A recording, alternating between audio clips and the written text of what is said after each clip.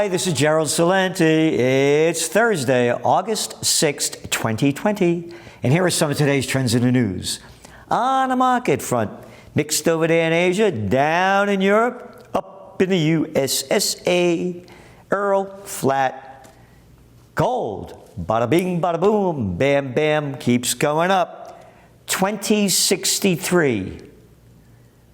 2063. And you know, we called it first.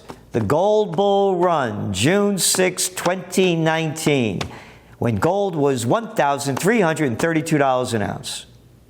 And look where it is now. And what did we do in middle of June?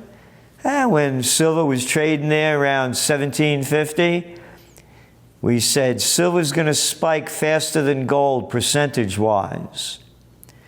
And now silver closed today at $28.85.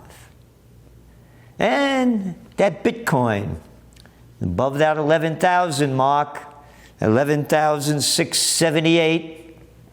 And again, people are looking for alternatives because it's a freak show. It's a digital freak show. Digital money printed on nothing and backed by nothing. And Gregory Mannarino outlines it in our Trends Journal very nicely, as we have been doing over the years. This is unlike anything we've ever seen in the history of the world, part one or part two. And that's why this gold and silver are going to keep going up. That they haven't had a correction, and they're just shooting up. My first buy of gold was back in 1970, I think it was 78, $187.50 an ounce. $187.50 an ounce. That's how long I've been following it. I've never seen anything like this. COVID boosts Fed as global lender. The Wall Street Journal. Big story, write about a lot of it in your next Trends Journal. But I want to just read you a couple of points here. During two critical mid-March weeks, the Fed bought a record $450 billion in treasuries from investors. Isn't that nice lingo, huh? How about gamblers? How about them big hedge funds and them private equity groups? Oh, yeah, they're fine. Investors. Yeah, gamblers. Desperate to raise dollars. By April, the Fed had lent another nearly $500 billion to counterparts overseas. The thing is rigged. Here is the language. It's a criminal act. The Fed is only doing this to artificially boost the markets. Because when the markets crash, then the imbeciles, the morons that believe the bullshit that they keep getting fed every day, the ones that march off to the COVID war, yeah, that group as well. They're keeping the markets up because when the market crashes, everybody's then going to really know how bad it is. As financial markets recovered, dollar borrowing costs outside the United States fell. The Fed's outstanding currency swaps started receding in mid-June and fell further. Again, as financial markets recovered. That's all they're interested in. While the Fed's actions during the financial crisis sparked outrage, seem to be aiding firms that caused the crisis, there have been no concerns raised publicly by U.S. lawmakers or Fed officials about the Fed's global role. You got it? While the Fed's actions during the financial crisis sparked outrage, Outrage at bailing out the gamblers. And as for U.S. lawmakers, what a stupid term. How about a bunch of low-life pieces of garbage crap? Oh, no. I like Nancy Pelosi. Chucky Schumer's my kind of guy. Little Lindsey Graham. No. Mitchie McConnell. What lawmakers? Disgusting human beings that are destroying us. Got it?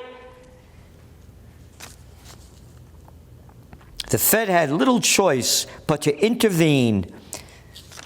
All right? It's right here. A fraud. And speaking of frauds and who they support, Blackstone buys site for $4.7 billion. Blackstone Group said Wednesday it has agreed to buy the genealogy site Ancestry.com. I mention this because that's all that's in play. The bigs get bigger. Hey, we're going to lock down all those non-essential stores, but Walmart could stay open. We're going to steal all your money. We're going to give it to the hedge funds, the private equity groups. You got it? We are nothing more than plantation workers on Slavelandia. Layoffs begin at NBC Universal as pandemic roils entertainment. Not pandemic, not you slimy clowns. The pandemic's not doing it. It's politicians, politics, sucked the life out of us. Many ticks, politics. But look how they write it. And how many are they going to lay off here? Only 10% of the staff. Discovery's profits, revenue fall as pandemic dense ad revenue, not the pandemic. Politicians dent revenue. And again, we've been writing about this. As these companies are going down, they're going to keep going down further and further and further because less and less people are going to advertise.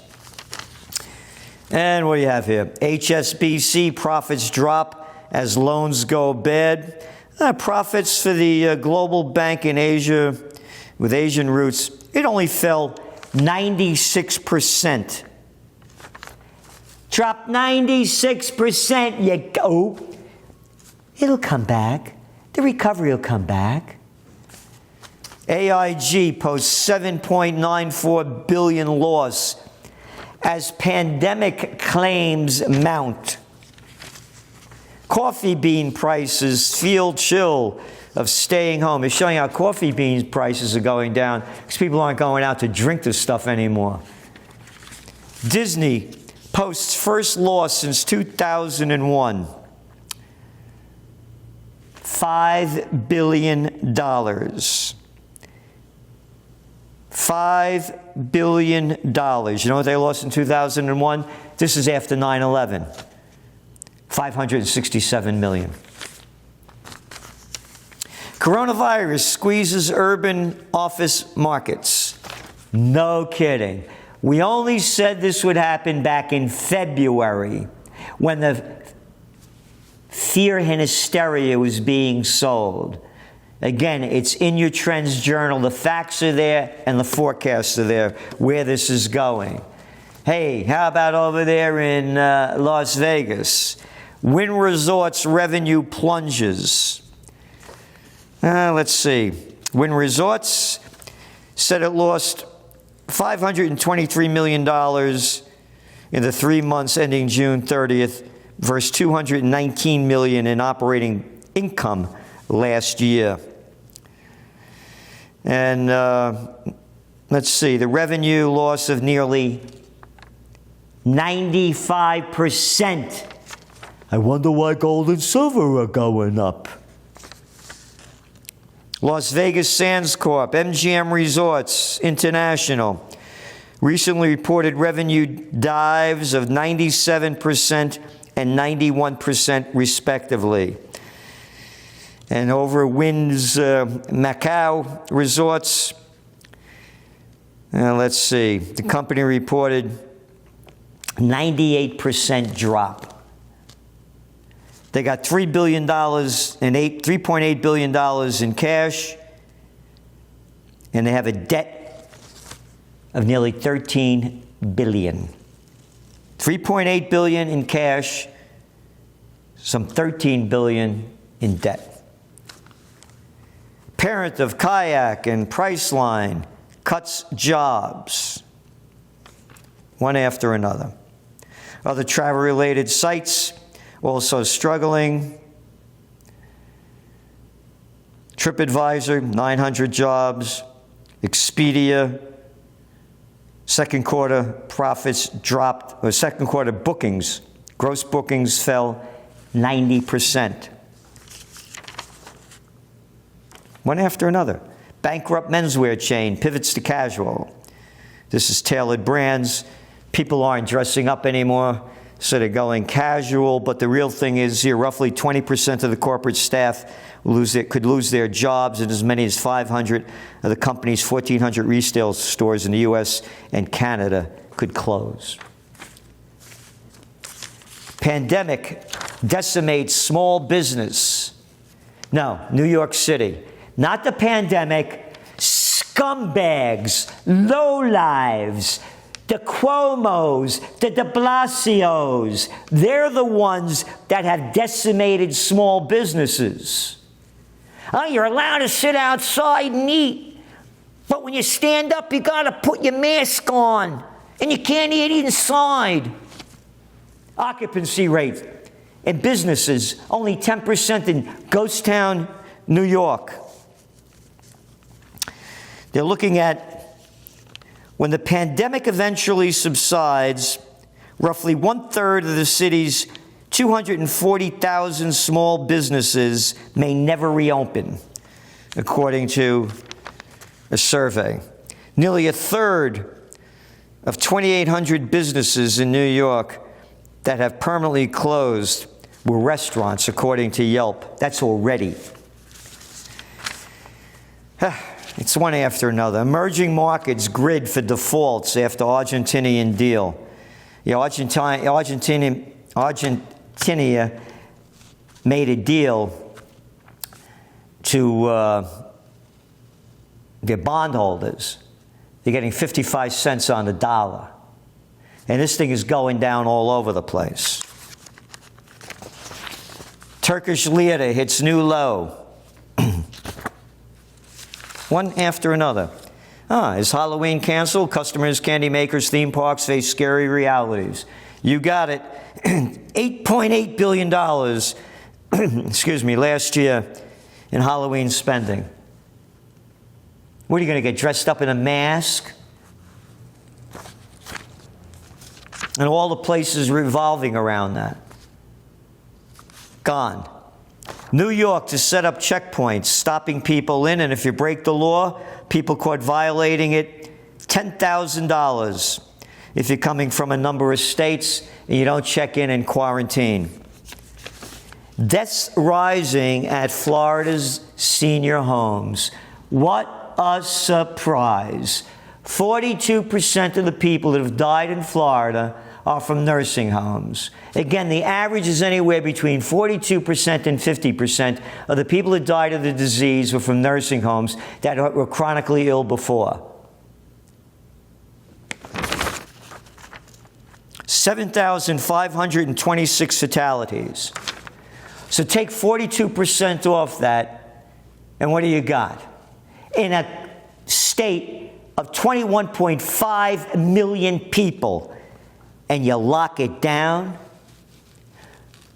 Now, that guy DeSantis, he should have locked it down a long time ago, like little Andy Cuomo that all the liberals love. Hey, how many people died in New York? Only about 32,000. Oh, we only have a population of 19 million. Oh, but isn't Cuomo great?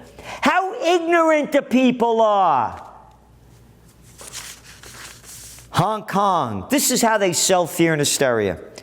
Third wave, growing COVID-19 clusters at 2 wet markets spark fears of wider outbreak as city records 80 new cases and 4 deaths.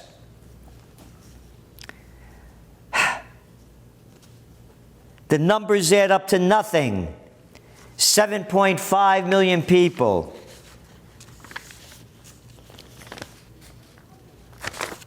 Same thing. Manila lockdown returns amid surge. 2,100 people have died in the Philippines. I've been to the Philippines. You want to see poverty and filth and pollution, it might be a place you want to go check out. They're dying of a lot of other things over there. So here you got 109 million people, and you got 2,100 people dead. 109 million people, March, April, May, June, July, and you close down the place. In Melbourne, where the coronavirus is raging, despite a lockdown, that's how they sell the fear and hysteria.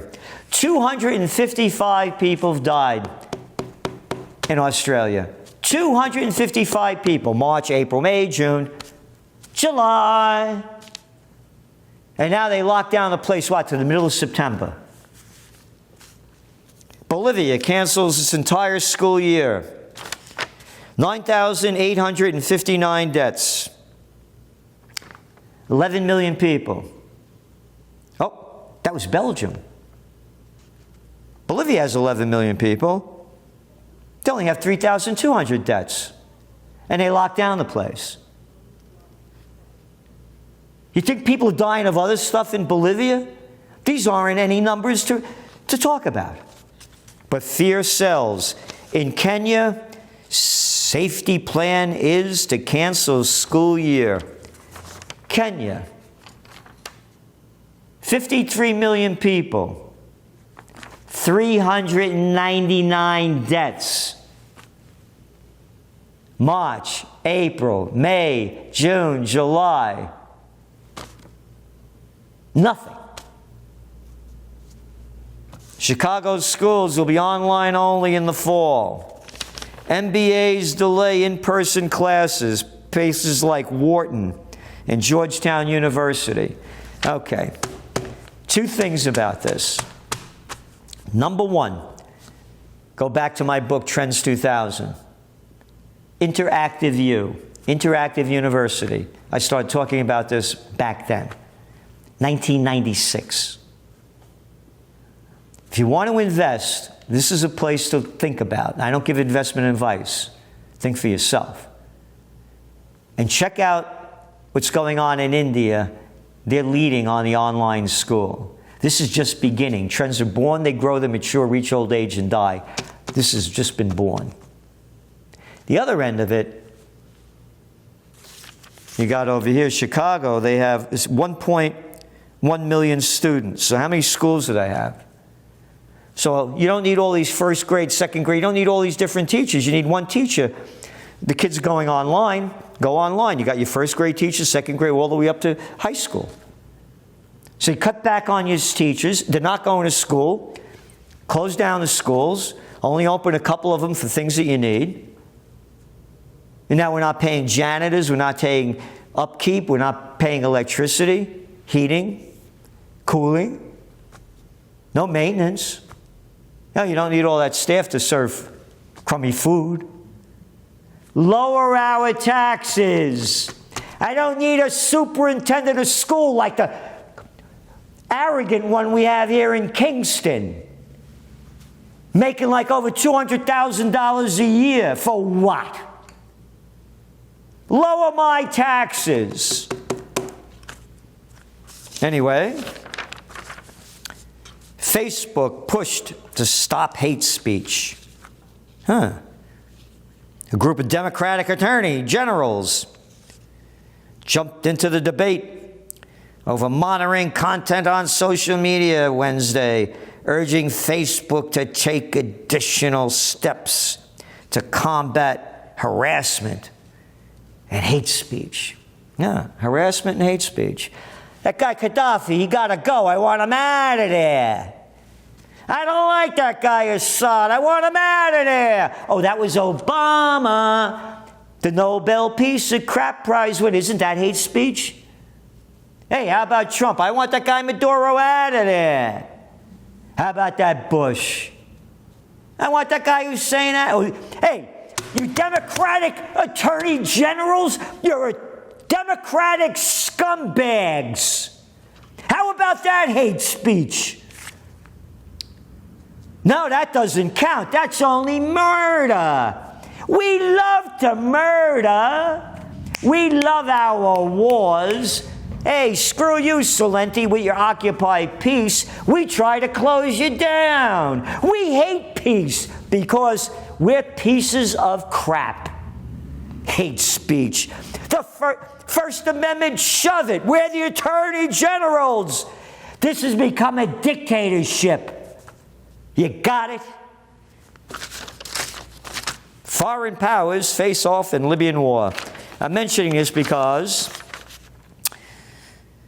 columns of fighters loyal to Libya's United Nations-backed government, advised by Turkish military officers, are poised west of Surat on the Mediterranean coast, ready for battle.